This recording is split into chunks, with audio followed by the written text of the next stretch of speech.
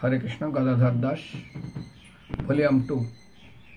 ভক্ত বৃহ কত কষ্টদায়ক, কত অসহ্যনীয় তার বর্ণনা এই গদাধরের চরিত্রে আমরা দেখি। এবং গদাধর তিনি ভক্ত বৃহে কতটা কষ্ট পান এবং তার প্রকট বর্ণনা আমরা দেখতে পাই। সেখানে বলা হয়েছে তিনি মহাপ্রভু নিত্যানন্দ প্রভু তারা এই জগতে চলেছে, তার হৃদয় বিদীর্ণ হয়ে যাচ্ছে তাদের বিরহে। তিনি ঘুরতে ঘুরতে কালনা পৌঁছালেন এবং শ্রীমান মহাপ্রভু অন্তর্ধানের বিরহণে তিনি এমনভাবে উন্মাদের মতো হয়ে গেছেন। বর্ণনা করা হয়েছে বিশেষ করে অনুরাগ পল্লেতিত মঞ্জলিতে, ক্ষণেকে অন্তরে পূর্ণ উন্মত্তের প্রায় ঘূর্ণিত অরুণ নেত্রে চতুর্দিকে চায়, ঘন ঘন সাত ছাড়ে কহিবার না কহে, কাহার না কহে, ঘন ঘন ঘন ঘন সাত ছাড়ে কাহার না কহে, অন্তরে দুঃখে বুক বিদারিতে চাহে।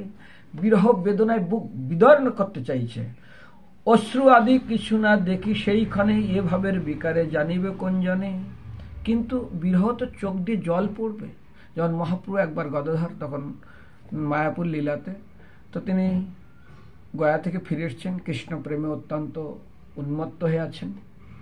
তো একবার গদাধরকে জিজ্ঞাসা, তুমি জানো জানো কৃষ্ণ কোথায়, কৃষ্ণ কোথায়? বলে কৃষ্ণ তোমার হৃদয়ে প্রবেশ করছে।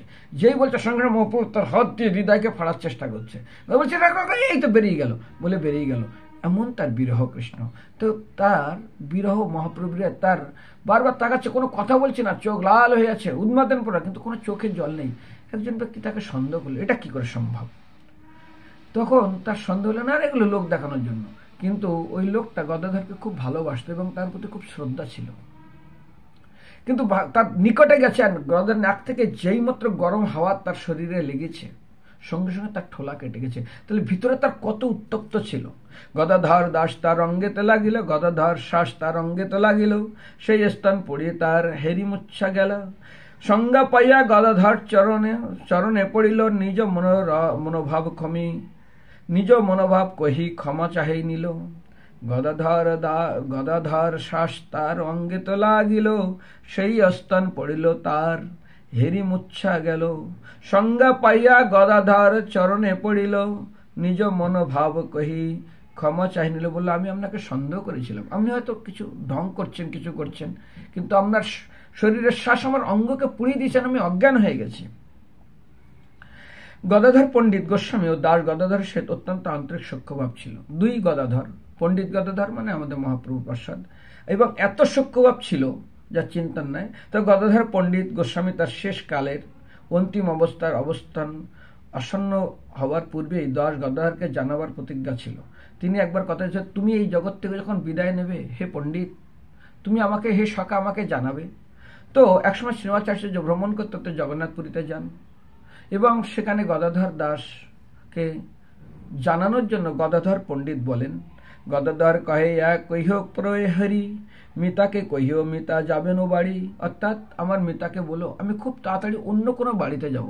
শ্রীনিবাসাচার্য গৌড় দেশে এসে এই সংবাদ গদাধরকে যত সময় দিতে ভুলে গেছিলেন। ছোট বাচ্চা ছেলে। অনেকদিন পরে শ্রীনিবাসাচার্যর হঠাৎ মনে পড়ে গেল, নবদ্বীপে আগমনকালে দাস গদাধরের সঙ্গে দেখা হলো, কিন্তু ভুলে গেছিলেন, স্মরণ ছিল না। কিন্তু হঠাৎ তার মনে পড়লো, দাস গদাধরকে প্রণাম করে সংকুচিত মনে শ্রীনিবাসাচার্য গদাধরকে বললেন, প্রভু আমি একটা কথা ভুলে গেছি, আমাকে মাফ করুন। কি কথা? মিতাকে কহিও মিতা যাবেন ও বাড়ি। আপনার বন্ধু, আপনার সখা বলেছিলেন আমাকে এই সংবাদ দিতে যে উনি অন্য কোনো বাড়ি চলে যাবেন। কথা শ্রবণ মাত্রই দাস গদাধর ভূমিতে পড়ে গড়াগড়ি দিয়ে রোদন করতে লাগলেন। বহুক্ষণ পরে তিনি বাহ্যদশা পেয়ে দাস গদাধরকে বললেন, আজ 4 দিন গত হলো, গদাধর পণ্ডিতের অপ্রকট বার্তা পেয়েছি। আগে যদি আমাকে প্রেহেলি জানিত তাহলে শীঘ্র গিয়ে দেখা পেতাম, তার সাথে বাক্যলাপ করতাম। তুমি একই ভুল করেছ। আগে যদি জানতাম আমি ওখান থেকে উড়ে চলে যেতাম তার কাছে। সে কথা নাহিল মোর, হইল বড় দুঃখ, যদি চাহ পূর্ণ মোর না দেখিও মুখ। আমি তোমার মুখ পর্যন্ত দেখতে চাই না, চলে যাও তুমি আমার সামনে থেকে। এই কথা বলে দাস গদাধর বাসায় চলে গেলেন, অর্থাৎ তার বাড়িতে গেলেন। শ্রীনিবাস নিজেকে মহা অপরাধী জেনে অন্ন জল ত্যাগ করে গঙ্গার তীরে মহাপ্রভুর ঘাটের নিকটে পড়ে গড়াগড়ি দিয়ে রোদন করতে লাগলেন। এ কি অপরাধ করলাম? আজ আমি কেন বলিনি? আমার মনে কেন ছিল না? অনুতাপে আগুনে তিনিও জ্বলছেন। আর বিষ্ণুপ্রিয়া দেবী তখন গঙ্গা স্নানে যান শ্রীনিবাস আচার্যের এইরকম বিরহ এবং এইরকম অনুতপ্ত এবং মৃতপ্রায় দেখে তিনি অত্যন্ত দয়াদ্র হয়ে তার বিষয়ে জানতে পারলেন। জানতে পেরে তিনি গদাধর দাসকে ডেকে বললেন, গদাধরে কহে কি অপূর্ব কাহিনী, ব্রাহ্মণ বালক প্রাণ ছাড়ে ইহা শুনি। জানিয়া না কহে যদি অপরাধ ভালো, বিস্মৃত হইল তাহে কি করু সাওয়ালো। যদি তোমার সন্তান কোনো এরকম কোনো কিছু হতো তুমি কি করতে? এটা একটা ছোট বাচ্চা, একটা ছেলে, তার অপরাধ তুমি নিয়ে তাকে এইভাবে তুমি তাকে ত্যাগ করলে, আর সে বিরহ অপরাধের আগুনে কিভাবে জ্বলছে। যদি বা আমারে চাহো মোর বল ধরো, সাক্ষাতে আনিয়া অপরাধ ক্ষমা করো। সত্যি যদি তুমি আমাকে মানো, আমার প্রতি তোমার কোনো শ্রদ্ধা থাকে, বিষ্ণুপ্রিয়া বলছেন, আমার একটা কথা তুমি রাখো, তোমার কাছে একটা কথা আমি রাখছি। বলে কি কথা বলুন? সাক্ষাতে তুমি স্বয়ং আমার সামনে তাকে নিয়ে এসে তার অপরাধকে মার্জনা করো। আমারে অগ্রে তুমি অকপট হইয়া করহ প্রসাদ অপরাধ ঘুচাইয়া। অকপট মানে কোন রকম কৃপতা, ভিতরে ভিতরে হ্যাঁ ক্ষমা করে দিলাম, বাইরে বাইরে ক্ষমা করে দিলাম, ভিতরে ক্ষমা করলাম, এরকম না। নিষ্কপট ভাবে তার সমস্ত অপরাধকে তুমি মার্জনা করছো, এইভাবে তুমি তাকে ক্ষমা করে দাও। এবং বিষ্ণুপ্রিয়ার কথা শুনে শ্রীমতী বিষ্ণুপ্রিয়া দেবীর উক্তি শ্রবণ করে দাস গদাধর শ্রীনিবাসের প্রতি সদয় হলেন। তারপর শ্রীনিবাসকে ডেকে আনা হলো। শ্রী বিষ্ণুপ্রিয়া দেবী শ্রীনিবাসকে বললেন, তুমি দাস গদাধর চরণে দণ্ড প্রণীত করে ক্ষমা প্রার্থনা করো। শ্রীনিবাসচন্দ্র তখন দাস গদাধরের চরণে পতিত হয়ে প্রণতি ক্ষমা প্রার্থনা করলেন। গদাধর দাস শ্রীনিবাসকে তুলে আলিঙ্গন করে বললেন, শ্রীকৃষ্ণ চৈতন্য মহাপ্রভু তোমার হৃদয়ে সর্বদা স্ফীত হোক। আশীর্বাদ দিলেন শ্রীনিবাস আচার্যকে। মহাপ্রভু তোমার হৃদয় সবসময় থাকবেন। দাস গদাধরের কৃপায় লাভ করে শ্রীনিবাস আচার্য উপস্থিত সমস্ত গৌর পার্শ্বদের সবার চরণ দণ্ডবত প্রণতি নিবেদন করে সকলের চরণ ধরে তিনি মস্তকে ধারণ করলেন। তারপর প্রসাদান্ন এনে সকলকে পরিবেশন করলেন। গৌর ভক্তগণের সাথে তথা কয়েকদিন অবহিত করে শ্রী গৌর ভাব বিরহ তরঙ্গ দর্শন করলেন। শ্রদ্ধা করে এই লীলা শুনে যেই জন বৈষ্ণব অপরাধ তার হয় বিমোচন। বিশেষ করে এই অপরাধ, এই লীলা যদি কেউ শ্রবণ করে তার আর কি হবে না, তার অপরাধ থেকে, বৈষ্ণব অপরাধ থেকে মুক্ত হবেন। শ্রীনিবাস আচার্য তিনি জাজির গ্রামে হতে শীঘ্রই কাটোয়ায় এসে প্রেমাবিশেষে গৌর নিত্যানন্দের হরে কৃষ্ণ গৌর নিত্যানন্দের সমস্ত পার্শ্বদেরকে দর্শন স্পর্শন এবং তাদের সমস্ত স্থানগুলো দর্শন করতে লাগলেন। গদাধর নির্জন স্থানে গৌর বিরহে বিচ্ছেদে কালযাপন করলেন। তিনি অন্ন জল ত্যাগ করে ধুলায় গড়গড়ি দিয়ে মলিন দশা প্রাপ্ত হন এবং সেই গৌর গণের বিরহ বেদনা তিনি সহ্য না করতে সবকিছু ত্যাগ করে দিলেন এবং অনশন ব্রত নিয়ে বিরহ তিনি কিভাবে শরীর ছাড়বেন সেটাই তিনি সেই সিদ্ধান্ত নিলেন। এইভাবে সেই পঞ্চতত্ত্ব বিরহ বিশ্বের দাস গদাধর কালাতীত করতেন। ইহানো অবস্থায় শ্রীনিবাস আচার্য দাস গদাধর নিকটে গিয়ে ভূমিতলে দণ্ডবত প্রণতি করে নয়নজলে সিক্ত হলেন। শ্রীনিবাসকে দেখে দাস গদাধর প্রেমে অবসিক্ত হয়ে আলিঙ্গন করে ধীরে বলতেলেন, তোমার বৃন্দাবন গমন, শ্রীজীবের কাছে অধ্যয়ন, শ্রী গোপাল ভট্ট গোস্বামীর কাছে দীক্ষা গ্রহণ, নর্তম সহ ব্রজে গমন, গ্রন্থ নিয়ে গৌড়ে আগমন, বন বিষ্ণুপুরে গ্রন্থ চুরির পরে প্রাপ্তি, দস্যুরাজ বীরহাম্বীরের উদ্ধার ইত্যাদি বিষয়ে লোকমুখে শ্রবণ করেছি। মহাপ্রভুর বহু কৃপা তোমার উপরে বর্ষিত হয়েছে। মনে বড় ইচ্ছা নরোত্তমকে একবার দর্শন করি। মনে হয় তিনি শীঘ্রই এখানে আসবেন। এইভাবে উক্তি করে গদাধর দীর্ঘ নিঃশ্বাস ত্যাগ করে কিছু সময় মৌন রইলেন। তারপর ব্যাকুল হয়ে গদগদ স্বরে বললেন, নবদ্বীপে দিনে দিনে দুঃখের পাথর বৃদ্ধি পেল। শ্রীবাস পণ্ডিত আদি প্রভু প্রিয়গণ দেখিতে দেখিতে প্রায় হইল সঙ্গপন। জৈসে অদর্শন হইল দেবী বিষ্ণুপ্রিয়া, কহিতে না আইছে মুখে বিদরাই হিয়া।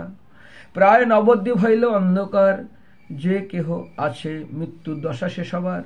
শ্রী নরহরি ঠাকুর সরকার ঠাকুরের মুখে এইসব কথা শ্রবণ করে শ্রীনিবাস আচার্য অধৈর্য হয়ে দুই নয়নে অশ্রুধারা বর্ষণ করতে লাগলেন। দাস গদাধর তাকে প্রবোধ বাক্যে স্থির করলেন। তারপর প্রেমাবেশে শ্রীনিবাস আচার্যকে বললেন, নিজ গণ সঙ্গে বৈষ্ণব ধর্ম প্রচার করবে। পরম দুর্লভ শ্রীকৃষ্ণ চৈতন্য মহাপুরুষ সংকীর্তন ভক্তগণ সঙ্গে তা নিরন্তর আস্বাদন করবে। অনেক লোক তোমার অনুগত হবে। তোমার বিবাহ সবার সম্মত, অতএব শীঘ্র বিবাহ করবে। এইভাবে বহু উপদেশ লাভের পর শ্রীনিবাস আচার্য দাস গদাধরকে প্রণতি নিবেদন করে জাজিগ্রামে ফিরে গেলেন। জাজিগ্রামে তিনি গোস্বামী গ্রন্থের অধ্যয়ন, অধ্যাপন এবং প্রচারে ব্রতী হলেন। নরোত্তম দাস ঠাকুর নীলাচল দর্শনের পরে গৌড়দেশের বিভিন্ন শ্রীপাঠ দর্শন করে কাটোয়ার দাস গদাধরকে দর্শন করতে আগমন করলেন। শ্রী জনার্দন ঠাকুর নরোত্তমকে নিয়ে গুরুদেব দাস গদাধরের নিকট উপস্থিত হলে নরোত্তমের আগমন বার্তা তাকে জানালেন। নরোত্তম গদাধর দাসকে প্রণতি নিবেদন করলে তিনি তাকে তুলে আলিঙ্গন করে নেত্রজলে সিক্ত হলেন। তারপর নরোত্তমের নিকটে বিভিন্ন বিষয়ে জিজ্ঞাসা করে তার মনোরথ সিদ্ধ হোক বলে আশীর্বাদ করলেন। গৌর প্রেম প্রচার করতে নরোত্তমকে আজ্ঞা দিয়ে তাকে বিদায় দিলেন। এরপরে দাস গদাধর কার্তিক কৃষ্ণ অষ্টমীতে অপ্রকট হলেন। দাস গদাধর বিরহ মহোৎসব বিভিন্ন স্থান হতে কাটোয়ায় গৌরাঙ্গ প্রাঙ্গণে গৌর পার্শ্বদগণের আগমন হয়। গৌর পার্শ্বদগণের মধুর কীর্তন ধ্বনিতে কাটোয়া নগরী মুখরিত হয়। দাস গদাধর শিষ্য শ্রী যদুনন্দন চক্রবর্তী তার গুরুদেবের বিরহ মহোৎসব 3 দিন ব্যাপী অনুষ্ঠিত করতেন। সপ্তমী, অষ্টমী, নবমী এই 3 দিবসত্রয় কৈশে দিবা রাত্রে যায় কেহ নাই জানায়। দাস গদাধর তিরুভাব মহোৎসব সমস্ত গৌরী মহন্তগণ উপস্থিত ছিলেন। কাটোয়া গৌরাঙ্গ প্রাঙ্গণে সেই সংকীর্তন মহোৎসব হয়েছিল। ত্রিভুবনের তার তুলনা হয় না। সেই জন্য আমাদের শিক্ষণীয় উচিত হলো ভক্তের বিরহ এমন বিরহ যে যেমন বন্ধা, তাকে যদি জিজ্ঞাসা করা হয় সন্তান প্রসব কত বেদনাময়, তিনি যেমন বলতে পারবেন না, ঠিক তদ্রূপ ভক্তের সঙ্গ না করলে, ভক্তের মাহাত্ম্য না জানলে তার প্রতি কোনো বিরহ জন্মাবে না। এই জন্য ভক্তর মহিমা জানতে হয়। তবে মহাপ্রভু ভক্ত পাশে গিয়া ভক্তের মহিমা কহে শতমুখ হইয়া, ভক্তের গুণাগুণ অসংখ্য অপার, কোন কোন অংশ পারে নাহি পাইবার। এই জন্য শ্রীমদ্ ভাগবতে বলা হয়েছে সুত এদা শুদ্ধ মনে অর্চিত প্রিয় চেষ্টিতম। যদি সত্যি কেউ ভগবানের ভক্তি পেতে চায় তাহলে অবশ্যই যেন ভক্তের গুণাগুণ করে, আর ভক্তের গুণাগান করার জন্য মহাপ্রভু শতমুখ হতেন। সেই জন্য আমাদের নিবেদন, যেমন ভক্তের মহিমা না জানলে তার প্রতি আমাদের যেমন শ্রদ্ধা ভক্তি জন্মাবে না, ঠিক ভক্তের মহিমা শ্রবণ অবশ্যই দরকার। আজ পানিহাটি ধামের নিকটবর্তী এই সমস্ত স্থানগুলো অত্যন্ত মাহাত্ম্যপূর্ণ, ভক্তদের যাওয়া উচিত। এখনও যদি আপনি দাস গদাধর শ্রীপাঠে যান, সেই গোপাল বিগ্রহ এখনও সেবিত হচ্ছে, অপূর্ব। এবং আপনি যদি সেখানে যান যেখানে নাটক করেছিলেন, দানকেলি লীলা হয়েছিলেন, সেই স্থানটা এখনও বিরাজমান, অপূর্ব অপূর্ব, একদম গঙ্গার তীরে। ভক্তদের কাছে নিবেদন, এই পানিহাটি থেকে বেশি দূর না, 8 কিলোমিটার দূরে আমাদের নামতে হবে কামারহাটি পৌরসভাতে। কামারহাটি পৌরসভায় বাসে যান, গিয়ে ওখানে নেমেই বলবেন আমি শ্রীপাঠে যাব, 10 টাকা নেবে টোটো কিংবা অটো, আপনাকে দাস গদাধরের শ্রীপাঠে নামিয়ে দেবে। এবং দর্শনের সময় সকাল 7টা থেকে দুপুর 12টার ভিতরে যাবেন, আর বিকাল 5:30 থেকে 7টার ভিতরে আপনারা যাবেন, দর্শন পাবেন এবং তার আশীর্বাদ কৃপা করবেন। হরে কৃষ্ণ। জয় দাস গদাধর কি জয়। নিতাই গৌর প্রেমানন্দে হরি হরি বল।